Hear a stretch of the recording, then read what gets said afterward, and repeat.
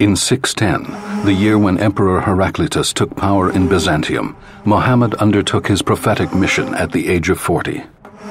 God the Creator revealed himself and commanded Muhammad to read and transmit what would become the Koran. Over 23 years of revelation, Allah would order Muhammad to gather up and guide his followers and inspire ethics and legislation for the new city. Medina, the long-standing economic rival of Mecca, would welcome him both as divine messenger and political leader, and would be the departure point for difficult trials and endeavors. The many battles he had to lead, in which he lost some of his first followers, did not let up until 631, a few moons before his death. But until his last breath, he tenaciously continued to proselytize, to train, and to fight.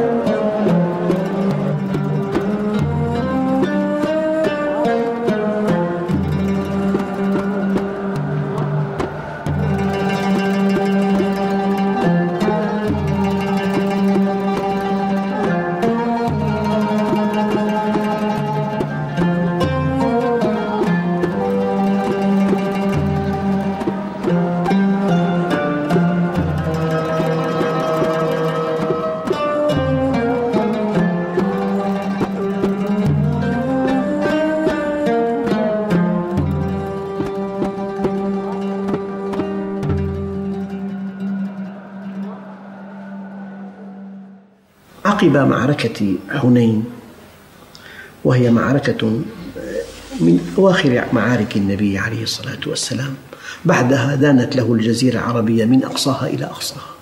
جاءه صحابي جليل اسمه سعد بن عبادة، قال: يا رسول الله، إن قومي وجدوا عليك في أنفسهم. ووزع الغنائم بحكمة بالغة، لكنه لم يعطي الأنصار شيئا. فقال: يا سعد، أين أنت من قومك؟ قال: ما أنا إلا من قومي. فقال: اجمع لي قومك. فجمعهم، بدأ بتذكيرهم بفضلهم عليه. قال: أما إنكم لو شئتم لقلتم فلصدقتم ولصدقتم به. أتيتنا مكذبا فصدقناك، وطريدا فآويناك، ومخذولا فنصرناك. يا معشر الأنصار، أوجدتم علي في أنفسكم في لعاعة تألفت بها قوما ليسلموا ووكلتكم إلى إسلامكم، أما ترضون أن يذهب الناس بالشاة والبعير وترجعوا أنتم برسول الله إلى رحالكم؟ فبكوا حتى أخضلوا لحاهم وقالوا: رضينا برسول الله قسما وحظا. In 631, Muhammad, then renowned throughout Arabia, made an astute and significant political move. He forged a pact with the archbishop of the Christian city Najran. Jews and Christians would enjoy the same political status as his own followers, except that instead of paying the zakat, the obligatory Muslim charitable contribution, non-Muslims would pay a secular tax called the jizya. The Prophet could thereby authorize the celebration of Mass in his mosque.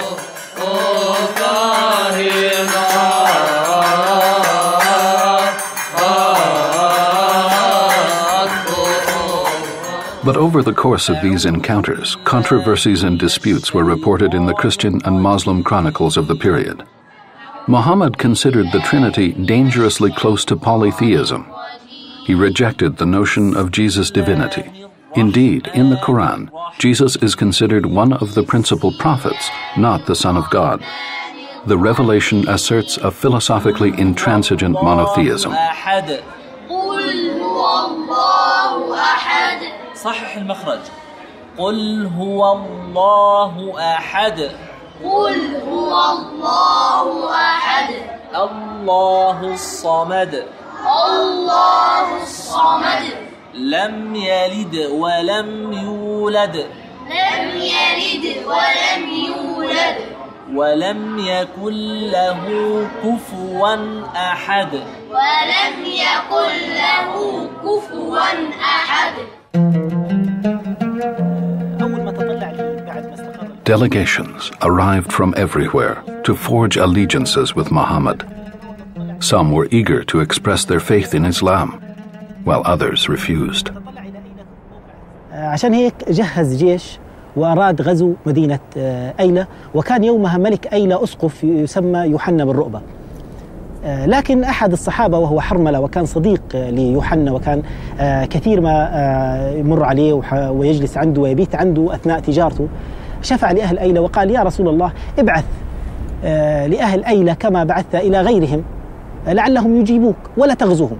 فقبل الرسول صلى الله عليه وسلم شفاعته وأرسله لرؤبة، وأرسل معه 5 من أصحابه وبعث معهم رسالة. ما أن وصل الوفد إلى أيلة حتى استقبلهم يوحنا وأكرمهم وكساهم وأطعمهم. جمع كل هؤلاء الأمراء وذهب بموكب كبير إلى الرسول صلى الله عليه وسلم، واستقبله الرسول في تبوك وأنزله في خيمة بلال بن رباح الذي كان بمثابة رئيس التشريفات عند الرسول صلى الله عليه وسلم، وكان يخدم أضياف الرسول صلى الله عليه وسلم. وفي هذه الفترة كان يوحنا بن رؤبة ليس فقط ملكا، ولكن كان ملكا وأسقفا، وكان متمسك بنصرانيته، ولذلك رفض دخول الإسلام وبقي ووافق على الجزية. In 632, during a final pilgrimage to Mecca, Muhammad felt death was imminent. He reviewed his life among his followers, and leaning on a companion for support and in a voice relayed from listener to listener, he declared, "I swear by God, even though I may lie to others, I would never lie to you." Such an enlightener would not lie to his followers. He finished with an inventory of divine interdictions, of murder, injustice, lying. And with each statement of an ethical principle, he invariably repeated, "God, have I conveyed it well?" The chorus responded, "Yes, Messenger of God." And Muhammad went on, "May God be my witness." A few days later, Muhammad received the final revelation, in which God announced his own death to him. "So it was that a messenger, a descendant of your own, arrived among you. Heavy was his pain when hardships affected you. Affectionate and lenient was he towards all believers." Surah 9, verse 129.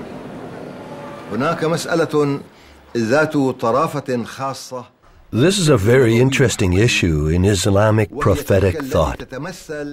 During his lifetime, and shortly before dying, Muhammad claimed to be the final prophet. And on this basis, he gave his so-called farewell sermon. This declaration of the end of prophecy gives rise to 2 interpretations. The first is that of enlightenment and reason. It maintains that prophecy has given way to reason and that humanity has entered the age of maturity. All prophecies have come to an end, and the age of human reason has begun. The second interpretation is that which views the end of prophecy as a semantic end. The ancestors from the time of the prophet and prophecy left nothing to their successors. Humanity will always be dependent on this prophecy originating in the 7th century.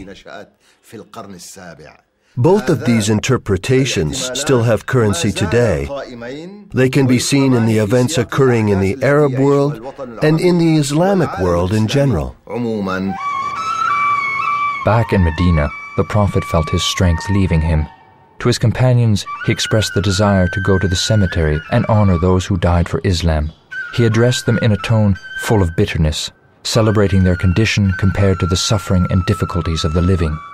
At home, to Aisha he said, "Bring me something on which to leave you a text which, if followed, will protect you on the path."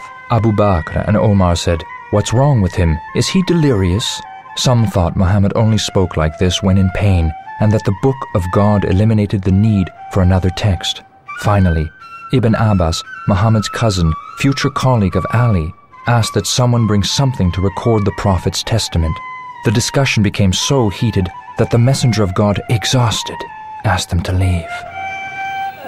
سيدنا محمد صلى الله عليه وسلم إنه عرف أجله دنا وهيشتد به المرض. طلب من زوجاته، قال لهم أنا إذا بدي أمراض وأموت في بيت عائشة، لأنه كان يحب عائشة حبا كثيرا، يعني يفضلها على زوجاته، وكانت عنده دائما لا تتركه. كانت الحمى تأخذه أخذا شديدا، وكلما الحمى اشتدت كان في يد عائشة وعاء فيه ماء، فيقول لها يا عائشة امسحي لي وجهي. وطرق الباب فقالت له من بالباب، فتحت الباب فوجدت زائر لابس أبيض. قالت له يا أبتي إن زائرا بالباب، فقال لها فليدخل. فدخل سيدنا جبريل ومعه سيدنا عزريل، فقال له النبي صلى الله عليه وسلم أهلا وسهلا بك يا حبيبي يا جبريل ويا عزرائيل، هل جئت زائر أم قابض؟ قال والله يا حبيبي إن ربك يقرؤك السلام، فإن رغبت قابضين وإن لم رغبت ما رغبت نتركك. فقال هل أحد يكره أن يذهب إلى إلى حبيبي؟ فإذا الحبيب يريد حبيبه وأنا أريد الحبيب. ومات، ولما مات تركوه ساعة ودخلوا عليه وجدوه مكفنا، لأن نزلت الملائكة كفنته وغسلته، ووصى النبي صلى الله عليه وسلم أن يدفن في بيته. دفن في بيته مكان موجود الآن. ومن أراد الآخرة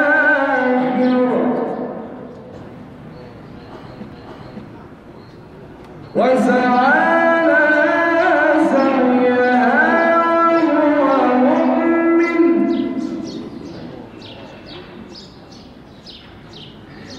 ومن أراد الآخرة وسعى لها سعيها وهو مؤمن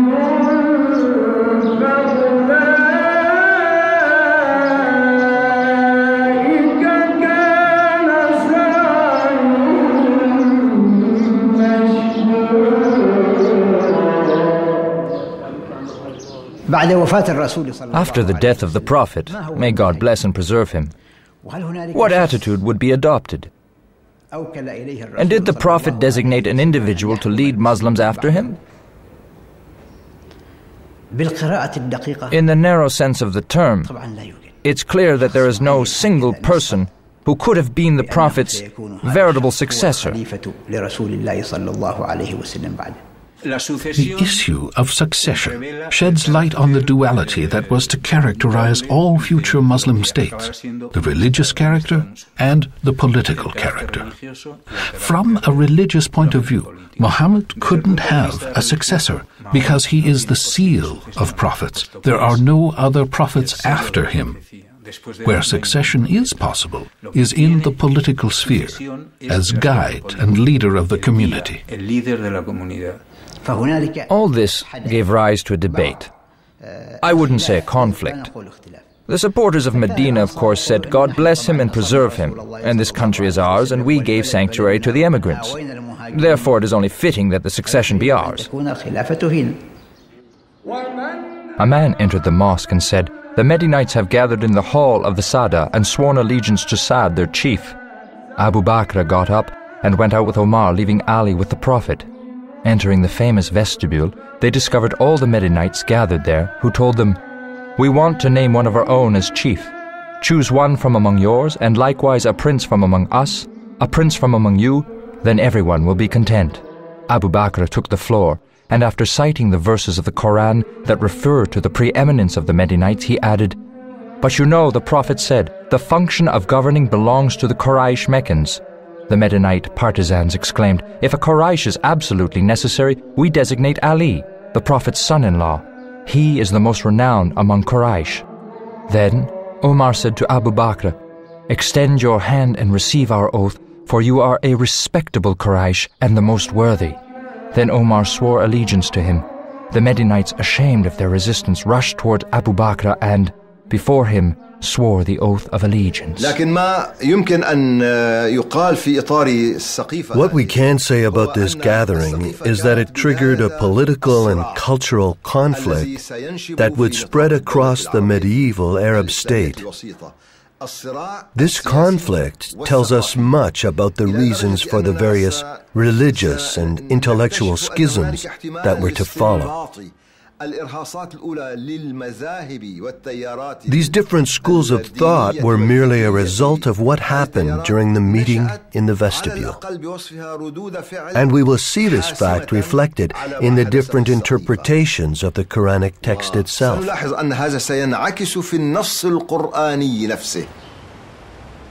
When the news spread throughout Medina, Abu Sufyan, the former chief of the pagan Quraysh, who had converted during the fall of Mecca, said to Ali, "Why are you relinquishing power to Abu Bakr, who's from the most minor Quraysh clan? I do not consent to this." Ali replied, "You have long been the enemy of Islam." When Abu Bakr heard of Abu Sufyan's objection, he summoned Sufyan's eldest son and offered him the governorship of the province of Syria. Learning of his son's promotion, Abu Sufyan came that very night to swear allegiance to the first caliph. Meanwhile, the Prophet's corpse lay abandoned in his house. Busy with this affair of succession, everyone had neglected his burial. What legacy did Muhammad leave as a prophet and a man? On his death, there were on one hand fragments of the Koran dispersed in the memory of many companions, and on the other, the record of Muhammad's deeds and words compiled in the Hadith. It took a long time, 2 centuries, for the record of Muhammad the man to be elaborated in this enormous anthology, the Hadith, or prophetic tradition. This prophetic institution would occupy such a significant place that it would carry almost the same authority as the revelations of the Koran. Islam would then be, perhaps unduly, a play of mirrors between the word of God and that which renders the word of the Prophet humanly audible, as sanctified in the Hadith. One of the errors regarding the Prophet that led to the fossilization of Islam in the centuries that followed was the sacred reverence accorded to the Hadith, that is, his sayings and deeds. The Sunnis regard all the companions as reporters of the Prophet's deeds and as demigods. This is what I think, and I hope I'm not wrong, because they consider them to be infallible guides. This is a subjective point of view. The Prophet's companions were politicians first and foremost. When he died, there was a gathering at the Sada home, and those still with the Prophet, on hearing of this meeting, abandoned him and hurried to join it. As a result, the Prophet was only buried 3 days after his death. The objective view is therefore that of the Quran depicting the companions as human beings who are capable of mistakes and whom God will judge. So the politicians fought for power amongst themselves. This is the context in which new hadith were added that lent superhuman qualities to the Prophet, who had always said, "I am simply a man." Tradition insists on the fact that Muhammad took care to distinguish between the words revealed to him and his own words spoken as a man. He refused to allow his words to be recorded in any way. However, when this question of succession came up much later, the hadith took on symbolic value and were invested with political authority. بقول لكم قصة صغيرة حدثت مع السيدة فاطمة بنت رسول الله عليه الصلاة والسلام مع سيدنا أبو بكر اللي هو الخليفة الأول من خلفاء الرسول عليه الصلاة والسلام. القصة إنه المسلمين كانت غنائمهم كبيرة كتير من خيبر، وكان الرسول عليه الصلاة والسلام له حصة من هي الغنائم اللي هي كانت أرض فدك، وأرض فدك معروف إنه هي أرض خصبة فيها أشجار مثمرة وما إلى ذلك. فبعد وفاة الرسول عليه الصلاة والسلام راحت السيدة فاطمة إلى أبو بكر الصديق باعتباره الخليفة الأول لرسول الله وبإيده أمر المسلمين كلهم. شو قالت له؟ طالبت بحصتها من ماذا؟ من أراضي خيبر أو من ميراث والدها. فذهبت إلى سيدنا أبو بكر وطالبت بذلك. لكن أبو بكر شو قال لها؟ قال لها: والله إني لسمعت رسول الله عليه الصلاة والسلام يقول نحن معاشر الأنبياء لا نورث ما تركنا. Shortly after Muhammad's death, practically all of Arabia contested the religion he had conveyed. Disputing the Islamic pillar of obligatory charity, the provinces of Arabia took up arms against the budding centralized power. This violent dissidence, one faction of which was led by a female prophet named Suja, was vigorously repressed by the first caliph, Abu Bakr. This would be the only accomplishment of his short term in power, which lasted only 20 months. The Quraysh led the efforts to put down the uprising that broke out in the wake of the Prophet's death. Once the rebels had been brought back into the fold of Islam, it was decided that it would be better to channel their combat skills outward, beyond the borders. Otherwise, they might soon take up arms against the state. This is where the idea for the conquest came from. The commanders of these armies belonged to the Quraysh tribe, the new converts, and most of the soldiers were nomads who had taken part in the rebellion.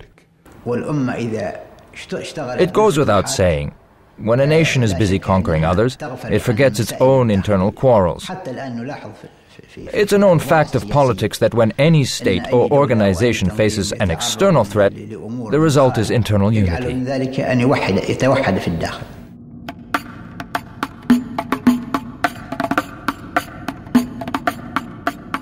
Two powers were considered to be opponents of Islam, Christian Byzantium and Zoroastrian Persia.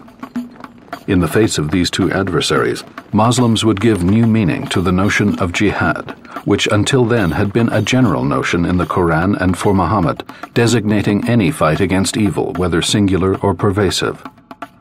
Around 637, after conquering the faltering Persian Empire, Omar confronted Constantinople in the name of this expanded jihad.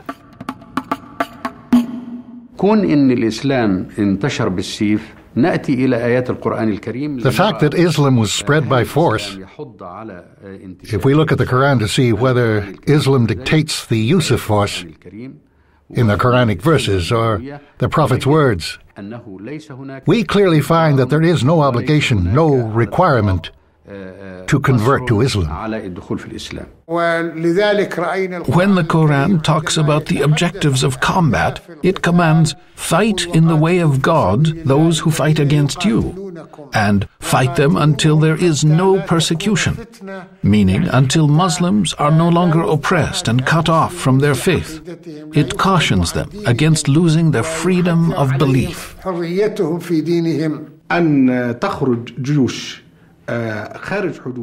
But when Muslims venture beyond their own borders and impose a choice between conversion, payment of a tax, or battle, this has nothing to do with Quranic law.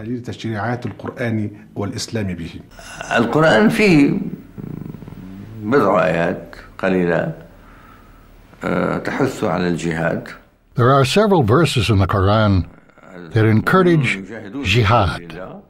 Believers are instructed to fight in the way of God. This means that when they conquer a nation, they must first propose conversion to Islam. If it is accepted, they enter peacefully. If not, they enter by force.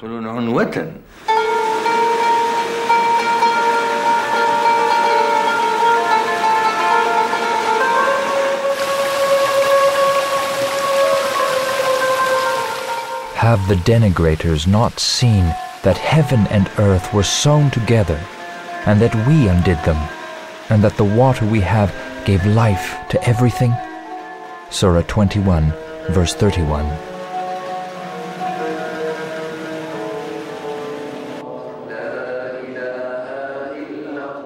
Omar forged his administration in the image of an authentic state. He instituted fiscal practices and became a legendary model of benevolent and uncompromising justice. But after 10 years as caliph, Omar was assassinated by a mercenary slave. The Quran recommended general consultation, or shura, in everything concerning public affairs, including the designation of supreme power. Omar left a political testament designating only 5 prominent figures who would name his successor, the third caliph, Uthman. The territory of Islamic expansion would be marked by the graves of fallen companions. They became sites of remembrance and memorials to the original Islam of Muhammad. كان في مقام صحابة رسول الله صلى الله عليه وسلم هذا رفاعة بن مضر ويلقبوه بأبو لبابة، وهذا صحابي من المقربين مع سيدنا محمد نبينا. ما خرج مع النبي للجهاد في غزوة بدر، ثم رد من ثنية قال يا أبو لبابة أرجع للمدينة أهليني عليها، خاف يرجع عليها عدو ولا حاجة من بعدي. قال يا رسول الله ما تحرمنيش من أهل بدر. قال فلك أجر أهل بدر ولك أجر الخلافة. بعد هذا تحل الفتح تاع أفريقيا في أيام سيدنا عثمان. هي أفريقيا مجاهد متطوع مع الأولاد أصغر منها مع الجيش، ولا وقتها هو عمره تقريبا 75 عام. وانا صرت مرضى من قريب القابس هني يقول بطراح، يقول في مطرح وادي الغيلان، توفى ثم. جابوه القابس هني للظهرة هذه، كانت البقعة هذه فارغة، دفنوه هذه يقول لها ظهرة الصويدة.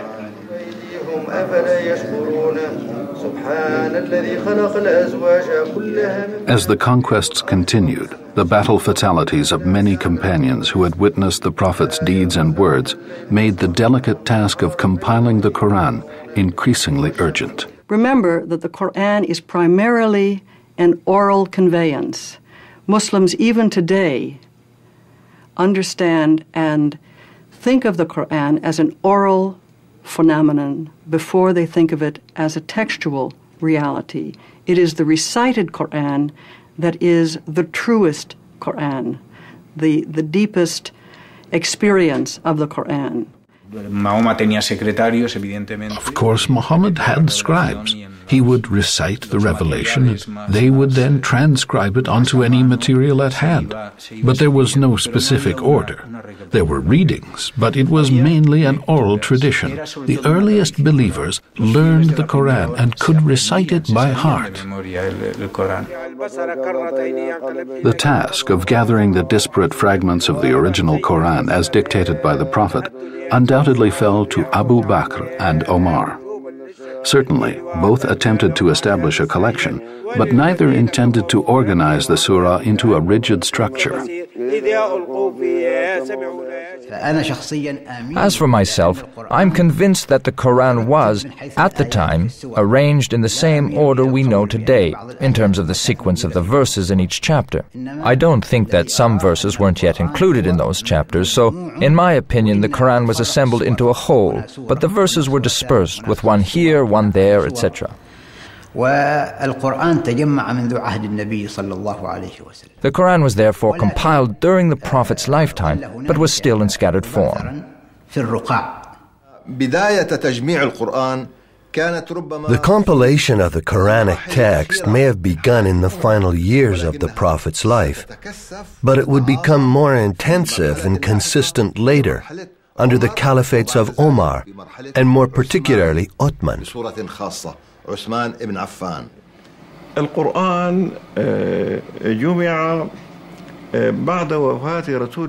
The Quran was compiled just after the Prophet's death. The reason for this compilation was that many of the companions who had memorized the Quran fought and died as martyrs during the rebellion by Arab tribes, leading to the concern that the loss of these living memories would mean the loss of parts of the Quran.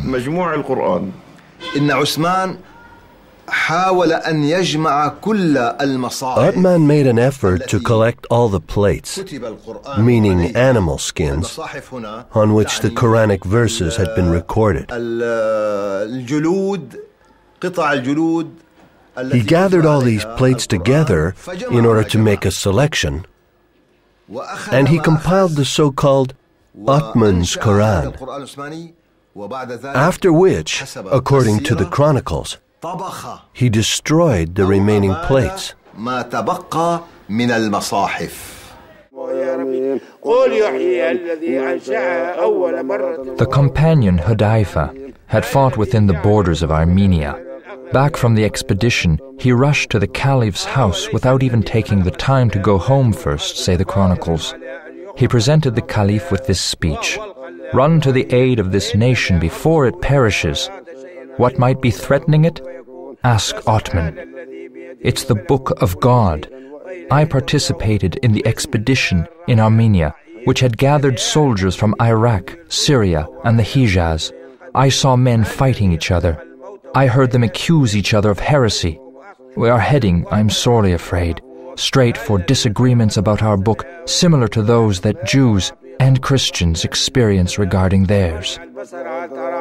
Die Geschichte des Korans lässt sich To this day, it is impossible to write a clear history of the Koran. We have very detailed versions that have been handed down by Islamic tradition. But there are elements in the Koran that suggest that it was not written all at once.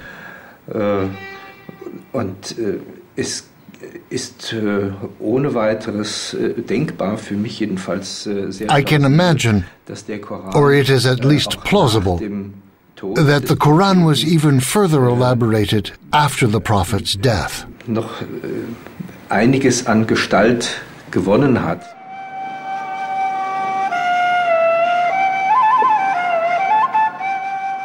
Praise be to God, Sovereign of the universe, the benevolent, the merciful, Sovereign of the day of retribution.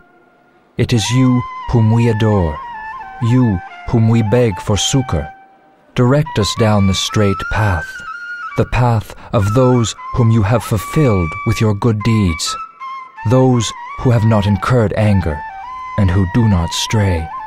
First Surah, the Fatiha. Die Diskussion an sich ist interessant, denn a discussion of the first surah is in itself very interesting. Fällt sozusagen literarisch aus der Diktion. Looking at it from a literary point of view, we see that because it is a prayer, it differs completely from the rest of the Quran. Sache, die erst, sagen wir, nach Mohammed entstanden ist. This Fatiha, or opening, surely did not appear until after Muhammad. But it is called Fatiha al-Kitab, as if it were the introduction to the book. Das muss nicht unbedingt heißen, dass es die erste Sure des Buches ist. This does not necessarily mean that it is the first surah of the book, but rather the invitational chapter of the Kitab, the book, or Quran. Die längste Sure ist die zweite Sure. Und wenn man diese Sure mal the longest surah is the second one. Now, if we look at this surah objectively, we see that it is a collection of repetitions, a series of subjects that stand in stark contrast to one another. Die sehr hart aneinanderstoßen. Eigentlich könnte man sagen, we can almost say that this surah gives the impression of gathering together all the verses that were overlooked during the writing of the Quran. Der Redaktion sozusagen übrig geblieben sind.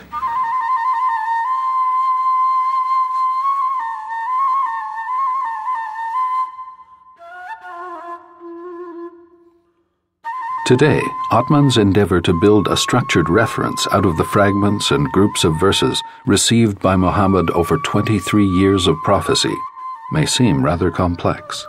Es gibt sozusagen eine kleine Geschichte hinter jedem. Each verse of the Quran comes with a sort of brief history that explains the circumstances of its revelation. Aus welchem Anlass dieser Vers offenbart worden ist. Therefore, we can claim to know its historical continuity.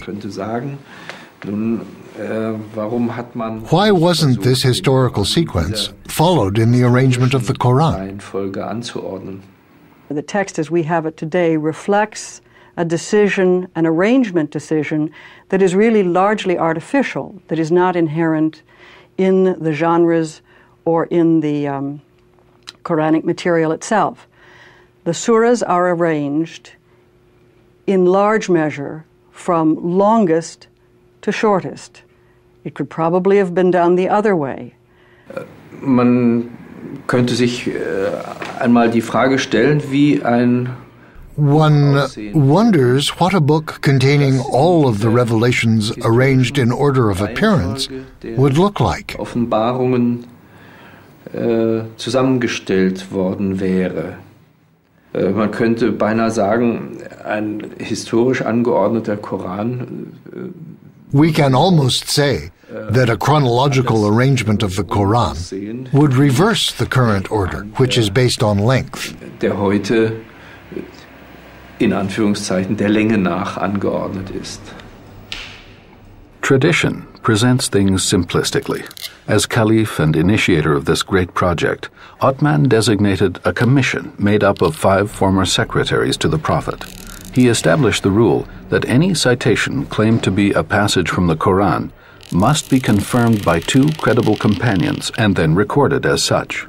But even at that time, the process wasn't necessarily automatic. For example, Othman took the initiative to split a passage of the Quran previously recited as a single surah into 2. One of these took the name of his Quraysh tribe. Ibn Kathir, a well-known scholar, confirmed that Othman had done this to bestow upon his glorious tribe the privilege of a Quranic surah in its name. The structure Othman wanted was quite foreign, and giving the book an astronomical number of entries made it subject to a gamut of possible interpretations. Some say this was a major reason for Othman's assassination. To bury Othman, they carried his body on a door so the head could be heard knocking against the wood. They put it down, and as they proceeded with the funeral rites, a Medinite group approached them and said, "No, we swear by God, you shall not conduct the prayer of the dead for him." A man in the cortege said, "You want to prevent us from saying a prayer for him? Well, God and his angels have already blessed his soul." His companions told the man to stand there and be quiet. He obeyed. They picked the corpse back up and ran with it. They reached the edge of the Muslim cemetery. A Medinite came out to meet them and said, "No, by God, you shall not bury him in the plot of the messenger of God, and we shall not let you say the prayer for him." They fled. At the Jewish cemetery, they dug a hole and celebrated the prayer.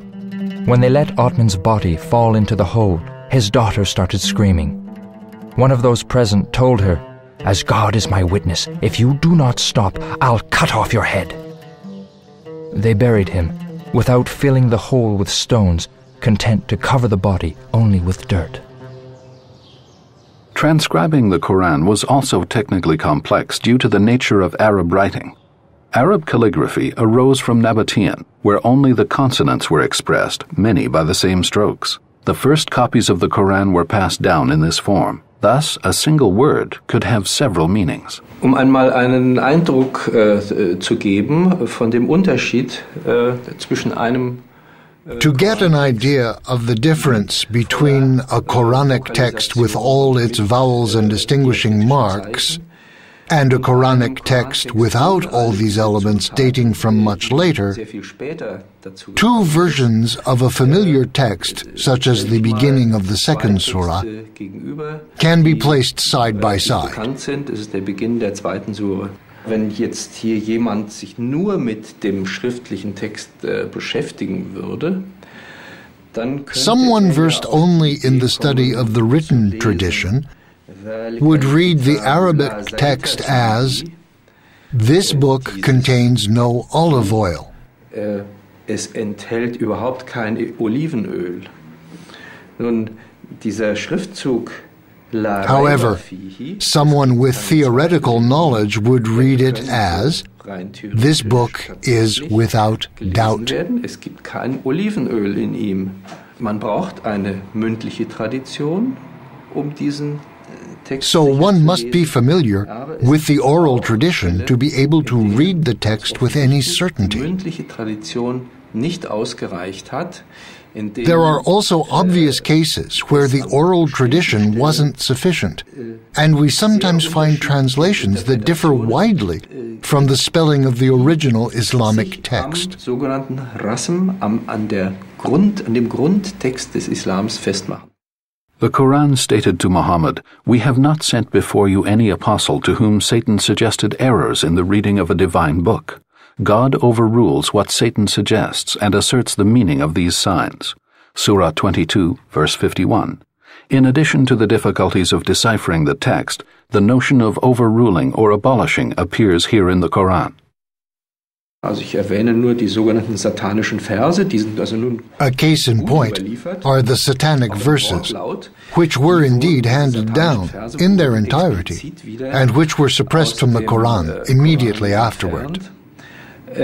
Es ist ein anderer Vers explizit. There is another verse, explicit in the sequence of verses, called the lapidation or stoning verse, which even serves as a legal basis for scholars.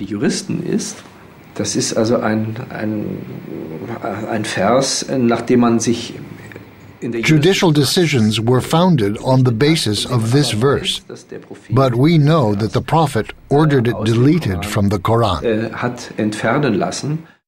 Let the old adulterers, male and female, be stoned until death ensues. Such is the punishment God reserves for them. Non-Quranic verse.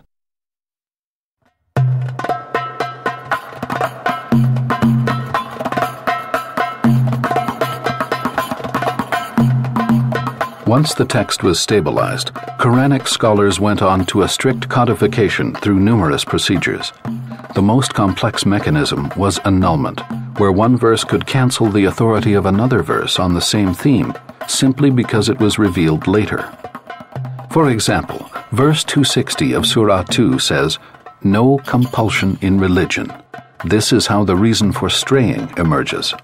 As justification for ideological warfare, the scope of this verse is limited, if not totally cancelled, in reference to a later verse designated as the verse of the sword.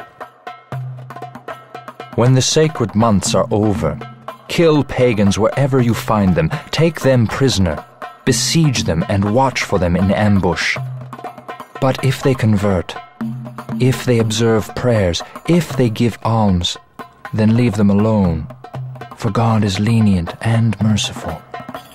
Surah 9, verse 5. The Quran is clear, but its clarity has become obscurity.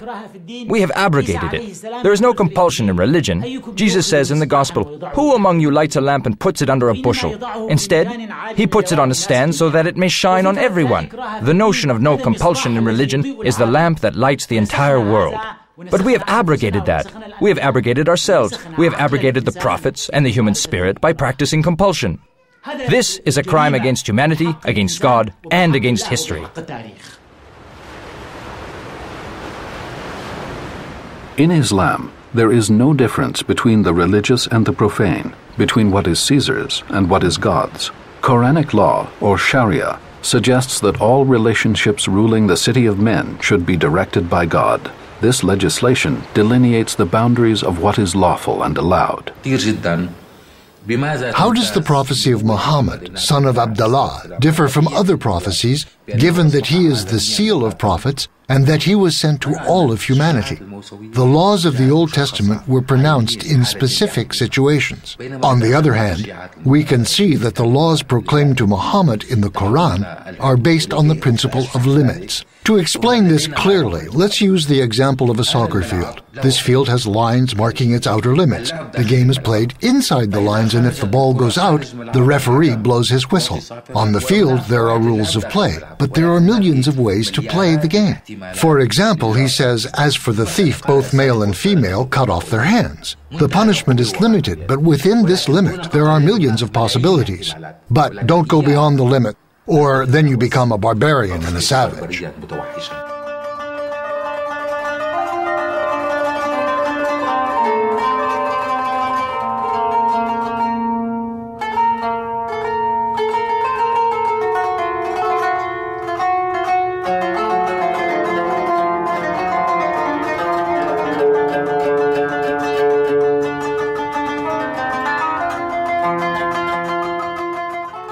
There is not an animal on the earth, nor a being that flies on its wings that is not part of a nation. Nothing have we omitted from the book, and they shall be gathered to the Lord in the end. Surah 6, verse 38.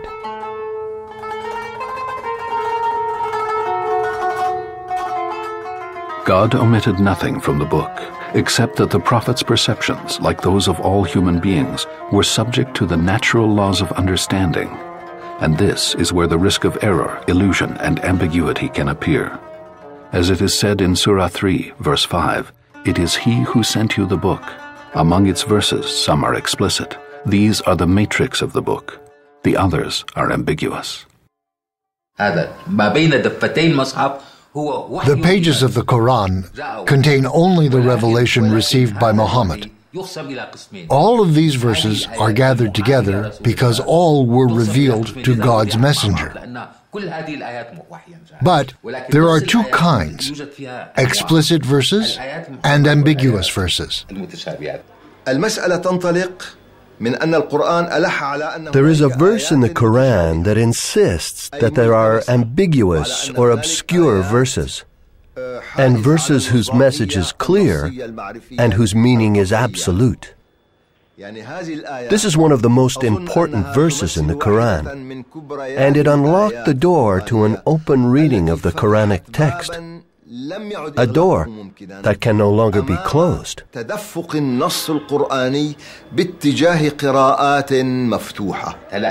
explicit verses received by Muhammad and the prophets who preceded him undergo over time variations commanded by God. God handed down one revelation to Moses and changed it for Muhammad.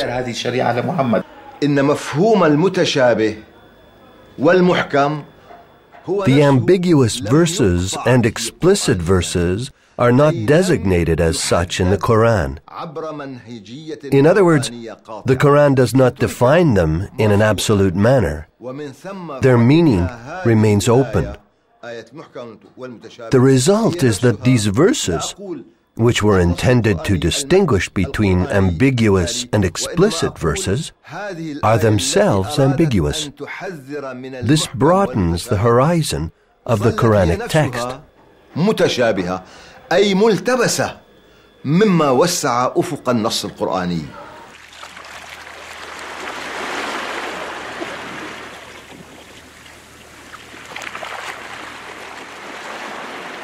If the ocean were ink, wherewith to write out the words of my Lord, sooner would the ocean be exhausted than would the words of my Lord, even if the ocean were filled once again. Surah 18, verse 109.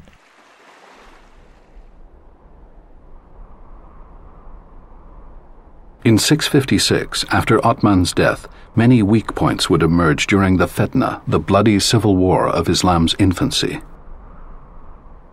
Barred from governing, Ali, the fourth caliph and Muhammad's cousin and son-in-law, would be the last in this era of visionary caliphs who followed the Prophet's footsteps. From then on, and for at least a century, power would be essentially, if not totally, political, exercised under the threat of the revolts and schisms that brought about the major doctrines of Sunni, Shiite, and Kharij Islam. Throughout this upheaval, the figure of Muhammad was kept alive and well in cities, towns, and villages. Portrait of the Prophet by Tabari. He was of medium height, neither very tall nor very short. His color was a rosy white. His eyes were black. The hair on his head was long and fell to his shoulders. It was black. His beard framed his whole face and was thick. His nose was straight, his teeth uncrowded, his neck was white. His back was fleshy and strong. Between his shoulders he had a mole the size of a coin surrounded by tufts of hair. Over the centuries, the Islam of Muhammad would reach out to the world's peoples. From Spain to India, Byzantium to Maghreb, Persia to deepest Africa and Asia, a whole civilization rich in knowledge, science, culture, and spirituality has been built. Today, more than 1 billion men and women receive inspiration from the same book, the Quran, the same prophet, Mohammed, and from a unique God, whom, along with the message of Moses and Jesus, they share with other men and women in harmony and enlightenment.